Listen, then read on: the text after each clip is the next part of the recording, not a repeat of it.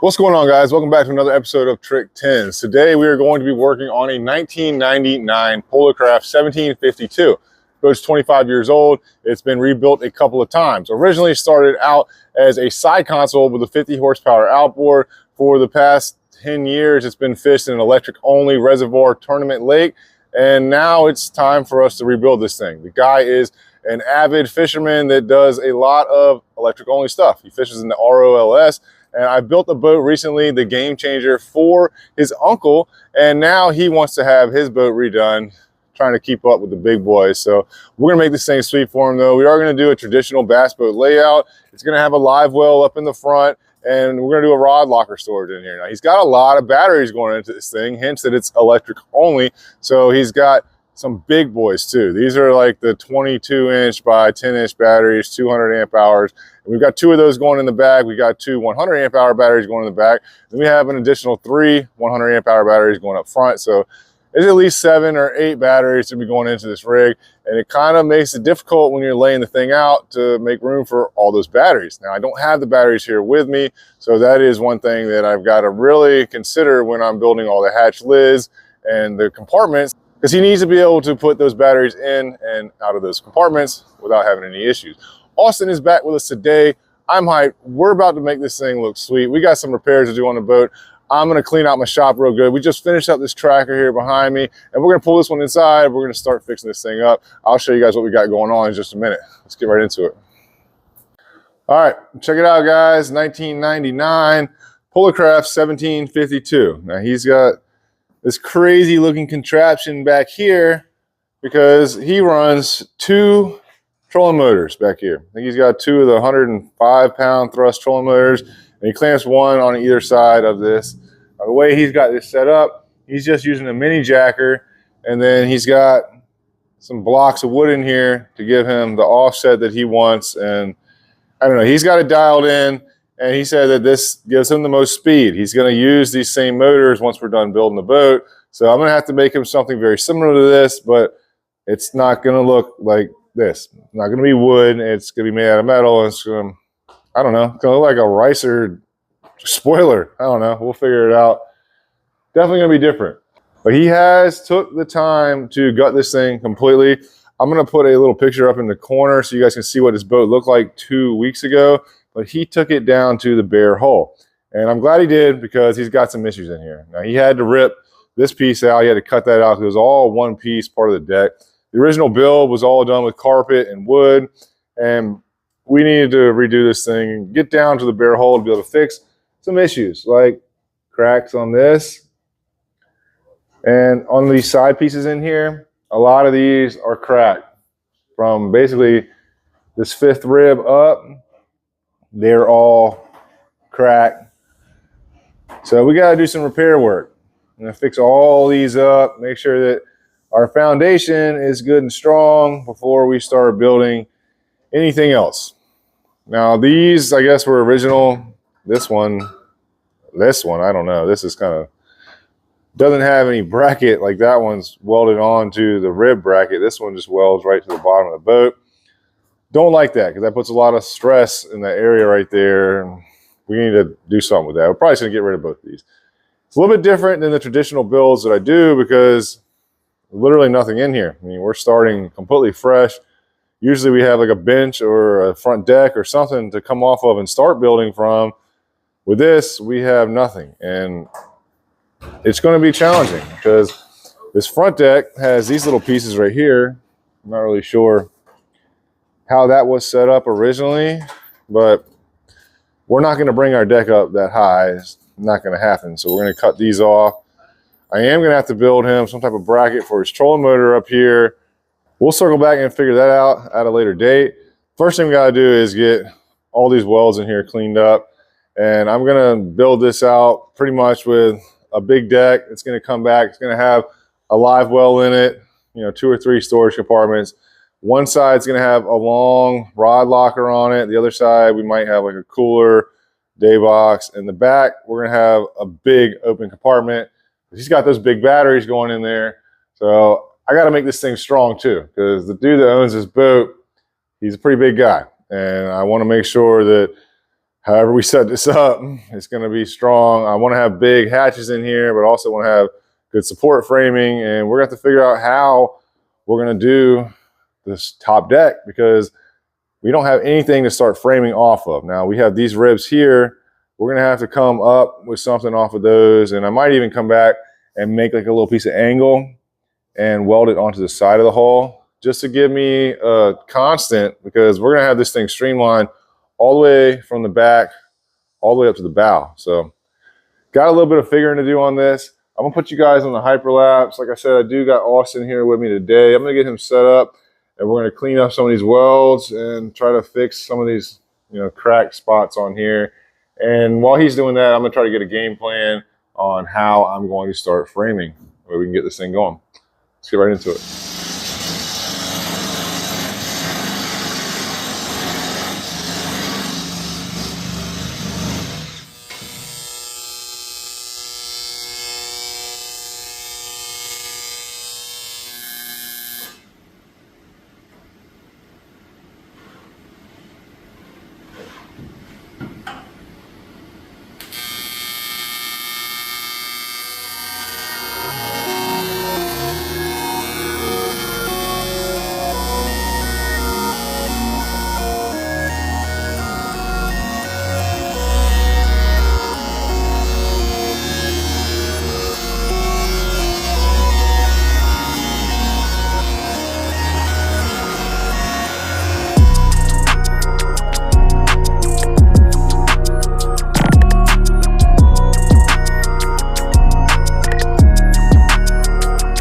All right, we're about 2 hours into the project. We got pretty much all the cracked welds repaired. Still got a couple of holes, one here and one up there. I'm gonna fill those in.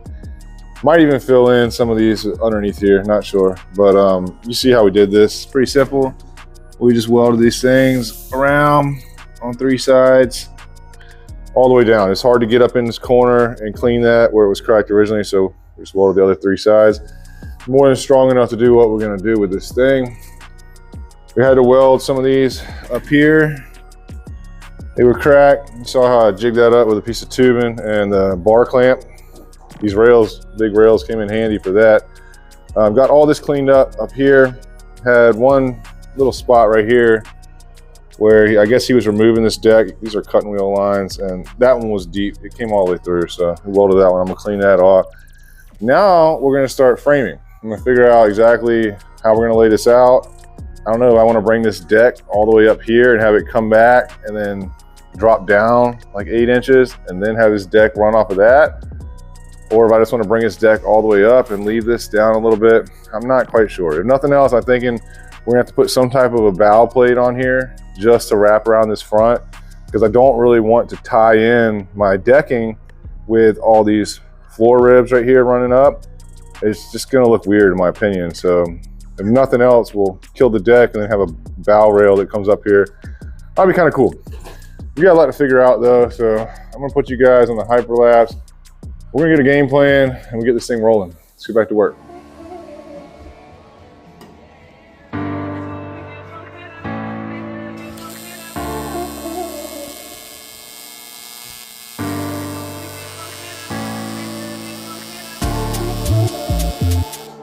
All right, so check it out. You can see what we got going on here.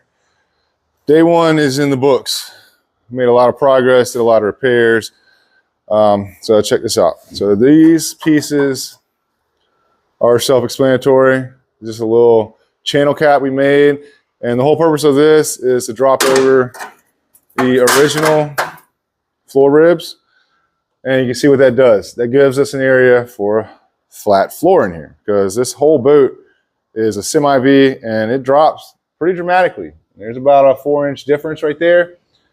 So we needed to put these in here. Now the ones up here, basically from where this angle dies out, 1, 2, 3, maybe even 4, we're gonna have to make some type of stiffeners underneath that. Might put a 1-inch tube or something underneath of it, and I'll probably have to come back and maybe weld a tab from here down, because that's gonna be the open floor where he's gonna be standing at.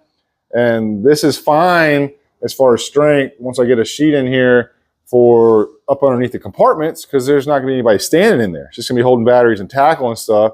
But when you got a 350-pound dude standing right here, that's a little bit different story. So we're going to have to reinforce these, but this gives us what we need as far as the flooring figured out for the back deck. Now, we did go ahead and make these two pieces of angle. You see that? That thing is tapered like crazy because in the back, it's a lot more bent. I had to put this into the handbrake and put like a flat bar halfway on this so it would only bend half of it. So that side has a lot more bend on it. And that's just because the side of the boat flares out a lot more dramatically than it does up here. This is a tighter angle than it is in the back. But with this gives us the ability to weld this on here, and we can run a straight edge from this over to the other one. It's sitting right there. I haven't got it held up there yet, but I'll clamp that up, tack it on. We'll put our straight edge across and we'll lay it from piece to piece on either side. Then we can measure from the top of our straight edge down to this floor on both sides. That way we can keep this deck perfectly flat and level with the floor. And we're going to bring that on up to this point right here where we're stopping this at this rib. Then we're going to have these 3 open ribs where he's going to have a drop down floor. And from there, it's all going to be decked out. And we'll run a rod locker starting from the same spot right here. I'll give them about 8.5 foot, at least 8 foot rod locker. A little bit of complications and very mind-boggling trying to figure out how to do this. It took a lot longer than I was expecting, but I think this is a good plan. And tomorrow morning, we're going to pick up right where we left off. And hopefully by the end of the day, we'll have the entire framing figured out, and then we'll be able to start making some hatches. Let's get back to work.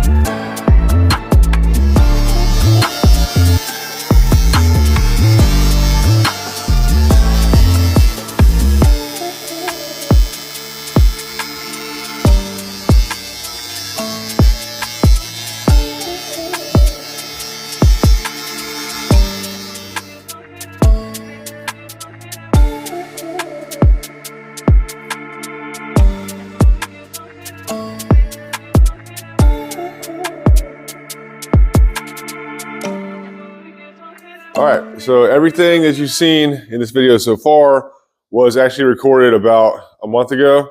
Austin has been on the tugboat. He just came back yesterday and he's here with me today. So we're gonna get back onto this project. I really need to get this thing framed out while he's here to help me. As you can see, I got a laser level because I wasn't exactly sure how I was going to do this. I'm still not exactly sure. I'm trying to figure this out right now, but that laser, that helps out big time because what I'm going to do, I'm going to come back and I'm going to put marks along all these areas where the laser's at, and that will allow me to have a place where I can start building from because there's no blueprints. It's not like, you know, this is how you have to do it. You can do it however you want, as long as it's going to be strong and be what you need. So it's a little bit of a process you got to figure out. I think where we're going to start is up here. Now I'm going to come up and back with an overbent angle. And that's basically going to give us a tie-in space up on the front. So I can figure out if I'm going to run pieces all the way up to that, or if nothing else, I'll be able to set some pieces on top of it and get my heights figured out for the rest of this and try to get some framing done in here. We got a lot to do, but I'm hoping that this level will help us out. Definitely a cool little laser to have, so it's only about $100. I'm gonna put you guys back on the hyperlapse, and then we're gonna try to get some framing done up here. Let's get back to work.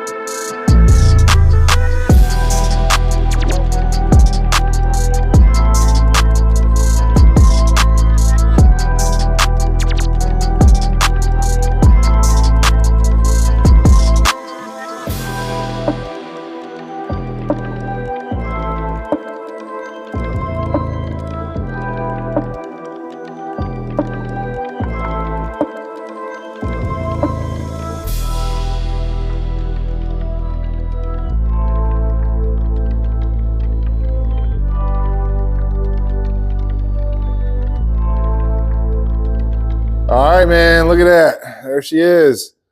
All the framework is completed. Now, in reality, we have 3 days into this project.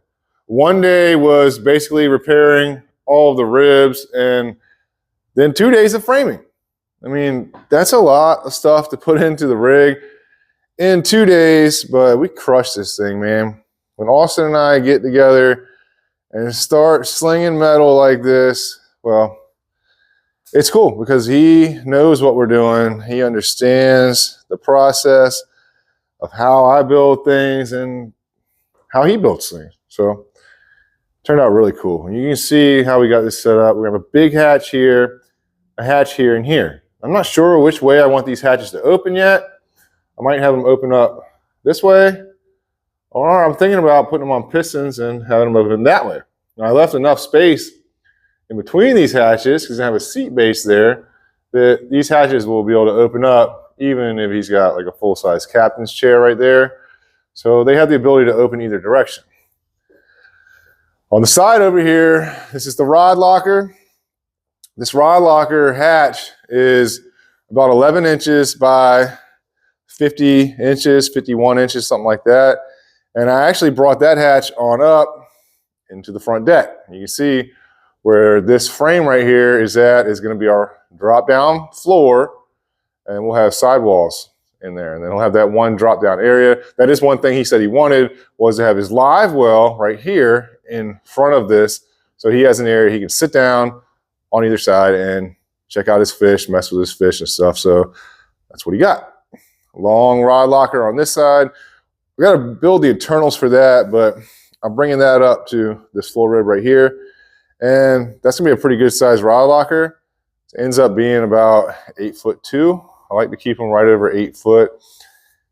It's gonna be nice though. The way this is set up, I gotta get rid of these pieces. They just didn't work out. I was trying to make it to where one of these pieces would hit on top of that and we could reuse it, but I'm not going to change the way I want to lay it out because that thing's already in there. I'll just add some new support braces where I need them, because this whole front deck is critical. And this thing is, you know, it's got to be perfect. You got one shot to make this right. And I changed a couple things. You can see I had this thing this was back here. I moved it back 2 inches to allow a little bit more space up here because I don't have his trolling motor yet. He's actually going to bring that to me tomorrow. And I've got to build a bracket, some type of mount for that up here. And then we've got the recessed foot pedal tray here. And then we've got the base for your seat post here. Now, obviously, you got to have a distance between that foot pedal and that seat base that's going to be comfortable for him. Now, in his uncle's boat, that was one of the issues that we had, was that this base was too close to the recessed foot pedal tray. So he ended up going with like one of those S-turn seat braces or the seat poles, which is fine, but I want to make sure that we don't have any issues with that. So I moved this seat back an additional 2 inches. And then once I cut this pipe out of the way, this is set at 10 inches, which is the same size as a foot pedal tray. I'll be able to slide that foot pedal tray, you know, forward or backwards till I find the sweet spot on it. And then I'll come back and run a couple of tubing pieces across here, finish it out. But man, it's going to be dope, man. I'm really digging this. I also might throw in like a day box here because that's about 9.5 inches. So I could have like a shallow pan 4-inch day box there. I'm also thinking about putting one here. You see how I frame this out? Put one here, you know, above the rod locker, maybe about 2 or 3 inches. Put some soft plastics or his phone or keys or something in there. So potentially this deck is going to have 1 hatch, 2, 3, 4, 5, and 6 on the other side of the live well. So he's going to have 6 hatches, including the rod locker in here, and then an additional 3 in the back. And then on that side, I'm not sure. He wants like a cooler or something, so he might end up with 10 or 11 hatches total in the boat. But this area right here is going to be basically just open for tackle. And then this area that's in front of the live well, this is a big area, but it's all going to be for batteries. We've got like 17 inches inside of here, and then it ends up being like 33, 34 inches long. And he's got 4 100 amp hour lithium batteries that are going in here. And those batteries are like 14 by 8 inches. And that's going to fill up this entire whole storage compartment with just 4 big batteries, because the footprint of those batteries is going to be like 32 by 14 inside of there. He's not going to have any room for anything else. Maybe he could squeeze a, you know, a tender or something on the side.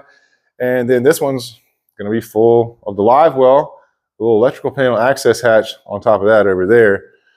So he's got a lot going on, and, you know, to lay this thing out right, it really takes some time, and you got to do a lot of thinking, because once it's in there, you don't want to have to work backwards and fix a lot of stuff. Now, obviously, I just tacked a lot of stuff until we make sure it's perfect, because a lot of times, once I see it in there, then I realize, you know, that shit ain't going to work, or we need to do something different. But for the most part, everything's tacked up good. The only kicker with this project is that I'm probably not going to be able to take this out. I thought about cutting, you know, these tacks here and pulling this entire front deck out and flipping it over and welding it.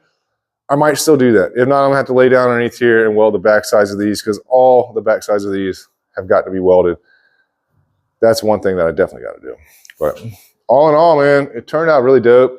I'm excited for the layout. I know it might be hard to picture for some of you guys, but I mean, I can see exactly how this thing's going to sit, and I'm pumped. I think it's going to be really dope. I think the customer is going to absolutely freak out when he sees this thing.